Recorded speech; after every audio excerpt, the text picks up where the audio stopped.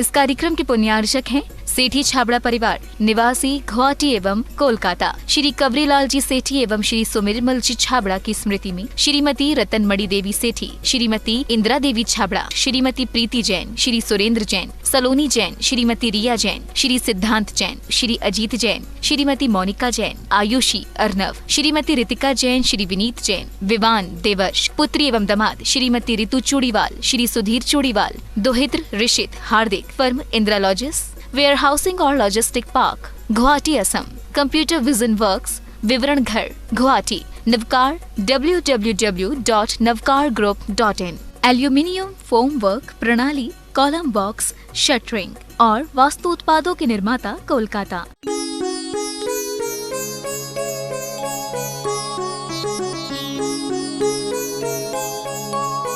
विराधिका कथम हन्ते, विराधिकं कथं हन्ते, जनाय परिकुप्यति, जनाय परिकुप्यति, त्र्यंगुल पातायन, त्रयंगुलं पातायन्, पदाभ्यां स्वयं दंडेन पातते, पादाभ्यां स्वयं दंडेन पाद्यते। आचार्य पूजपा स्वामी इस 10 नंबर के श्लोक में हमें सावधान कर रहे हैं और वो कहने का प्रयास कर रहे हैं जो महिलाएं पूजा कर रही हैं बहुत फायदे वाली हैं, बड़े होशियार हैं, प्रवचन सुन रही हैं, पूजा भी चल रही है, सत्संग भी हो रहा है, कोई बगल में तत्वासूत भी सुना दो उनको, एक हाथ में माला भी पकड़ा दो उन्हें, कोई बच्चा इधर उधर घूम रहा हो तो वो भी दे दो, वो भी खिलाते रहे। होशियार है, एक टिकट में सारे खेल, पता नहीं बाद में पूजा छूट जाएगी या और पूजा भग जाएगी, भगवान चले जाएंगे कब। आप विचार करके रखना, पूजा और भगवान कहीं नहीं जाने वाले हैं, लेकिन गुरु मुख से जो शब्द निकल गए वो शब्द दोबारा वैसे हवाओं में आना मुश्किल पड़ेगा। मैंने उस दिन बोला था ना, चातुर्मास में 2 ही चीजें महत्वपूर्ण हैं, पानी और वाणी। पानी आकाश से गिरता है जो मार्ग को स्वच्छ करता है, और वाणी गुरु मुख से गिरती है जो आत्मा को स्वच्छ करे, तो कोई आश्चर्य की बात नहीं है। इतना ही विचार करो, ये मौका, ये सौभाग्य जो तुम लोग बिल्कुल डायरेक्ट लाइव देख रहे हो, टीवी पे देखने वाले, चैनल पे देखने वाले, वो बस केवल वहां पर वो ही देखेंगे, वो लाइव नहीं देख सकते, वो चित्र देखेंगे, चारित्र नहीं देख पाएंगे। लेकिन आप चित्र के साथ चारित्र की भी खुशबू, एक बात बताओ, यहाँ फूल खिले बड़ी अच्छी खुशबू आएगी, और जो ये जिनवानी चैनल पे देख रहे उनको खुशबू जाएगी, शायद इस पे घुस जाए और उनको मिल जाए खुशबू। फूल खिलता तो वो देख लेंगे, लेकिन फूल की खुशबू लेने के लिए गुवाहाटी आना पड़ेगा और इस महावीर स्थल में बैठना पड़ेगा, तब वो खुशबू मिले, तो कोई आश्चर्य की बात नहीं है। ख्याल करो, दीपक चले, यहाँ जल रहा है, लेकिन इसका दीपक का प्रकाश उनके घर में पहुंचेगा क्या?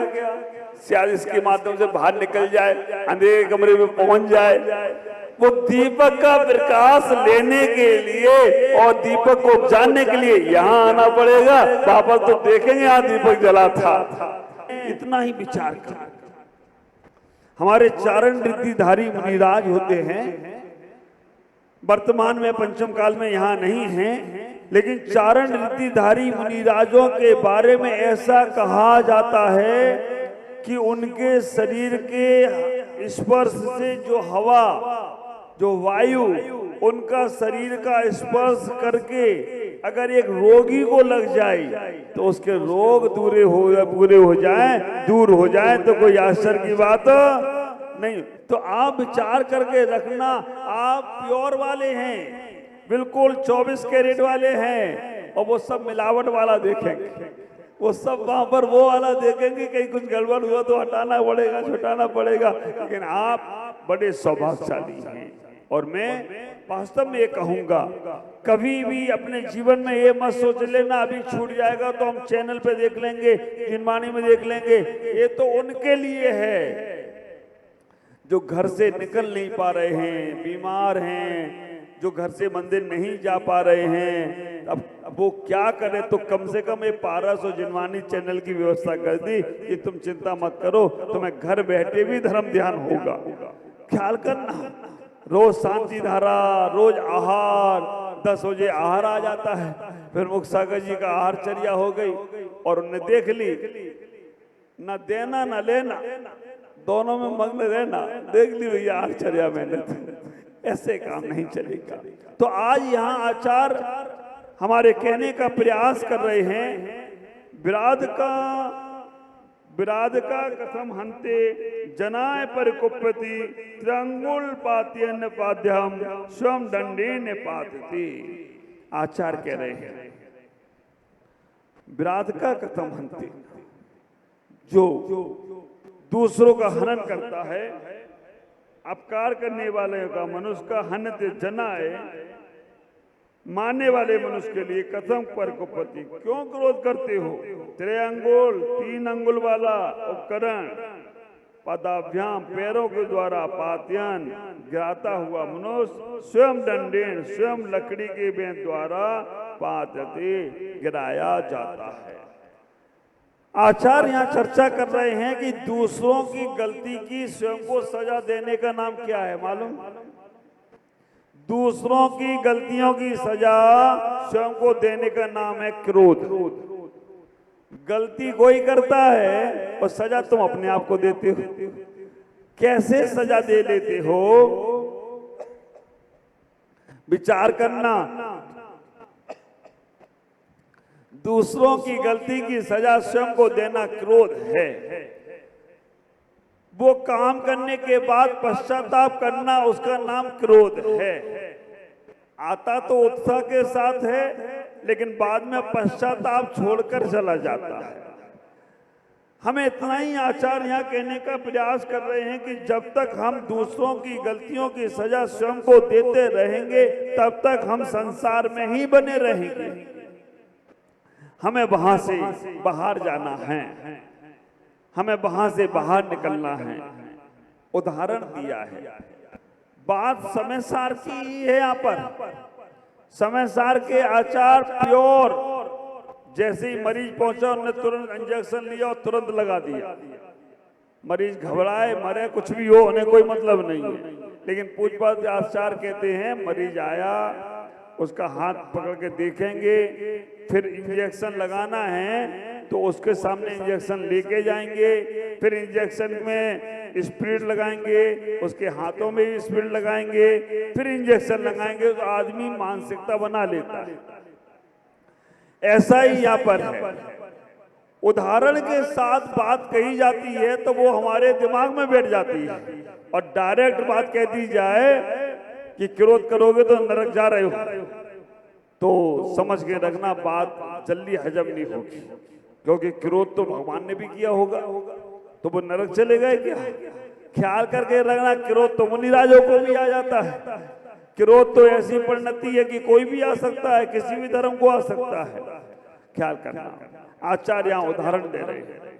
त्रिअंगुल, एक फावरा होता है 3 अंगुल वाला, त्रिशूल होता है 3 अंगुल वाला, एक फावड़ा होता है 3 अंगुल वाला। जब हम कभी खेत में से मिट्टी की बांध बना रहे हैं तो 3 उसमें वैसे निकलते हैं, उनसे हम उसको बाण भी बनाते हैं, या हमें कई गिट्टियां साफ करना उससे करते हैं।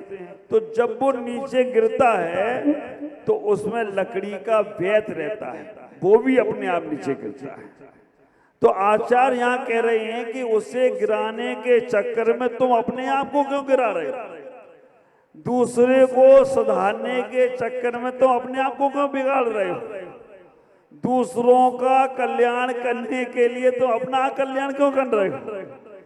दूसरों को मार्ग दिखाने के चक्कर में तुम अपने आप के मार्ग से क्यों भटक रहे हो? आचार्य यहाँ कह रहे हैं कि दूसरों के भला करते करते तुम अपना बुरा क्यों कर रहे हो? आचार्य ने कह दिया जियो और जीने दो। किसने कहा है? भगवान। कितना पक्का विश्वास तुम्हें है? भगवान ने कहा, लेकिन कहा ही नहीं भगवान ने ऐसा।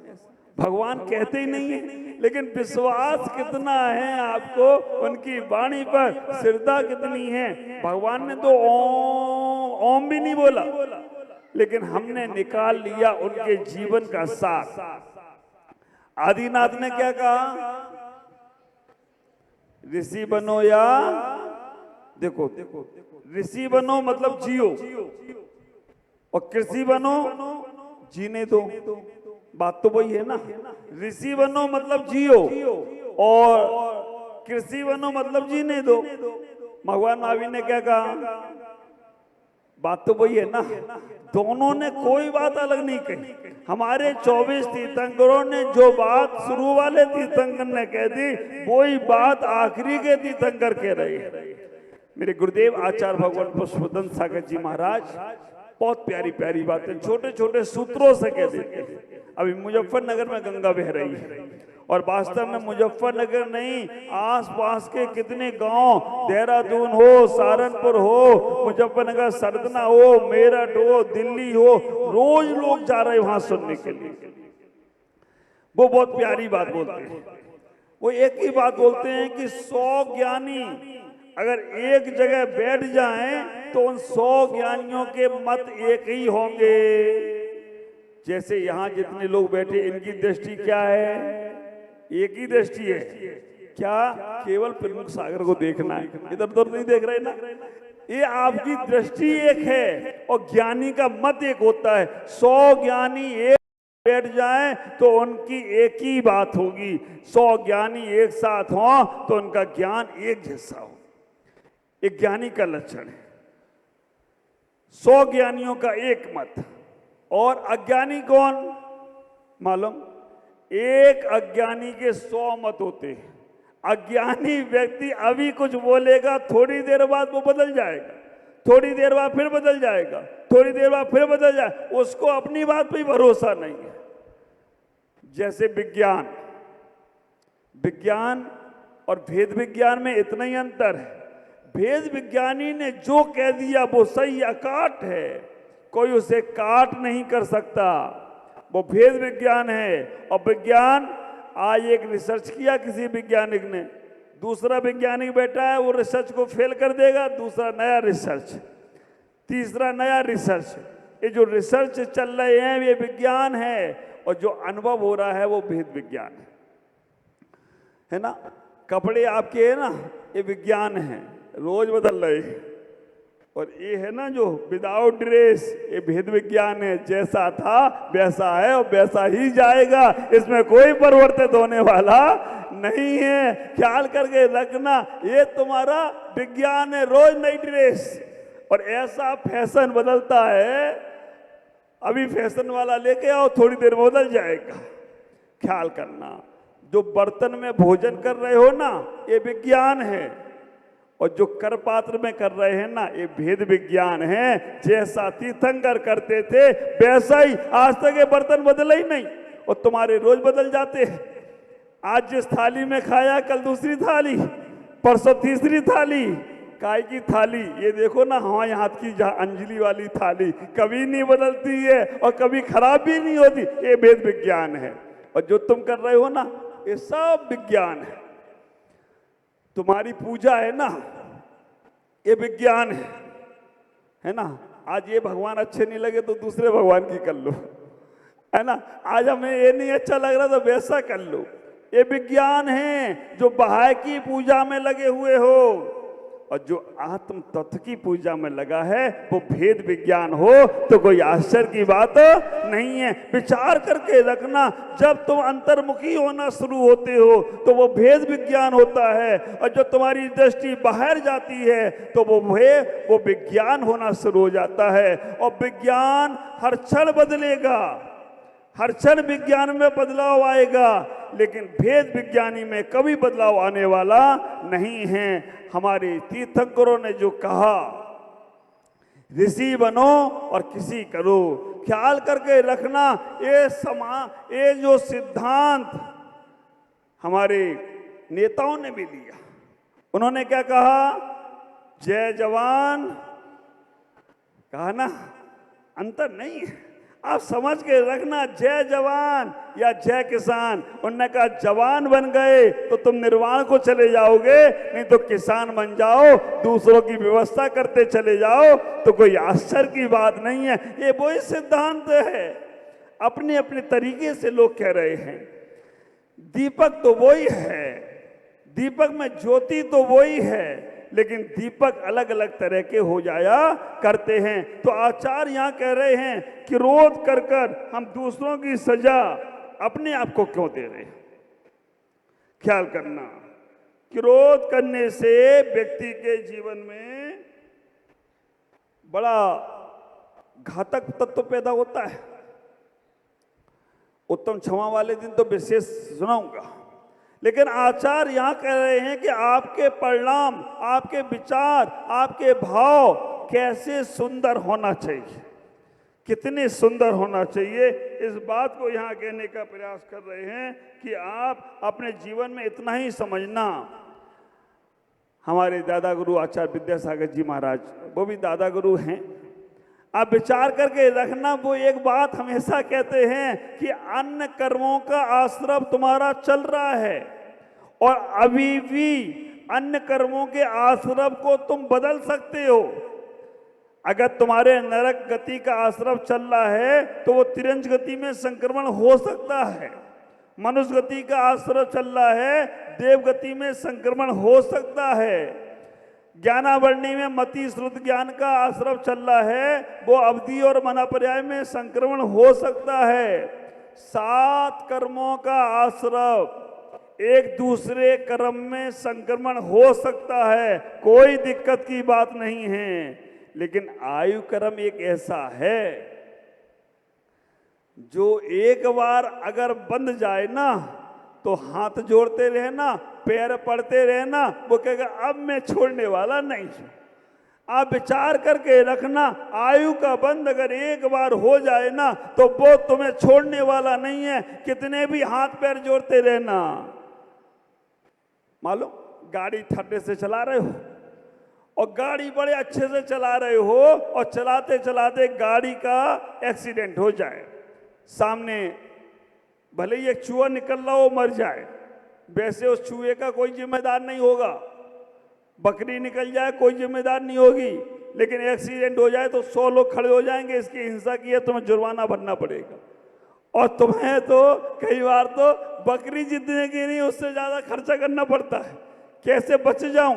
हाथ जोड़ते हो, पांव पड़ते हो, भैया छोड़ दो, तुम्हें जो लेना है वो ले लो, वो भी तुम्हें छोड़ सकता है कुछ ले देकर, लेकिन आयु कर्म कुछ ले देकर छोड़ेगी नहीं।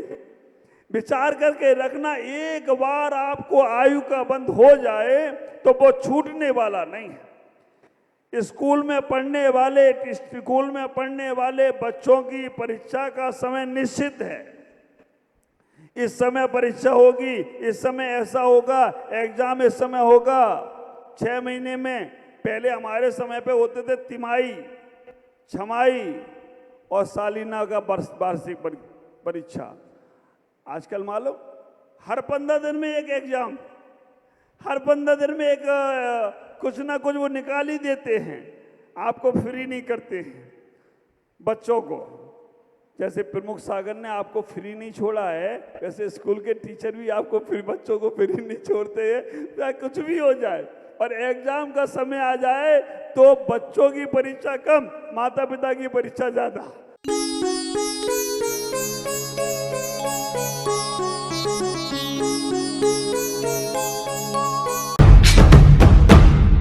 अहिंसा तीर्थ प्रणेता,